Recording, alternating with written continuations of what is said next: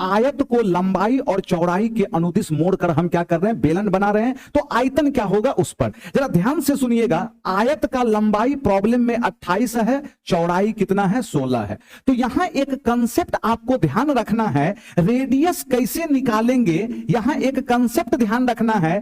यदि हम लंबाई के अनुदिश यदि हम मोड़ेंगे, इसको समझ में आ रहा है ना, लंबाई को अनुदिश यदि मोड़ेंगे तो लंबाई कितना है, 28। इसमें कितना से भागा दे दीजिए, 2 पाई से। ये इसके लिए रेडियस का काम करेगा, और जो दूसरी भुजा हो गई 16, ये इसके लिए क्या करेगा, ऊंचाई का काम करेगा।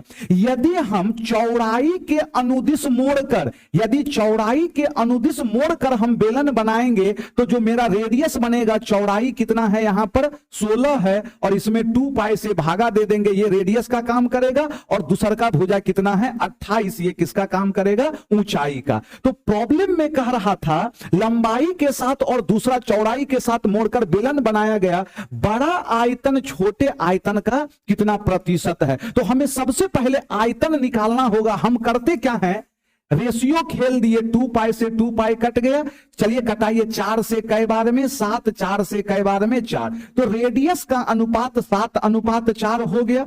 ऊंचाई का अनुपात कटाएंगे, 4 चौके 16, 4 सत्ते 28 आ गया यहां। तो अब समझिएगा आयतन क्या होता है, पाई आर स्क्वायर इंटू एच। लेकिन रेशियो में पाई ढोने से कोई फायदा नहीं है, कट जाएगा। आर स्क्वायर, 7 का स्क्वायर कितना आ गया, 49। इसके लिए ऊंचाई कितना है, 4 है।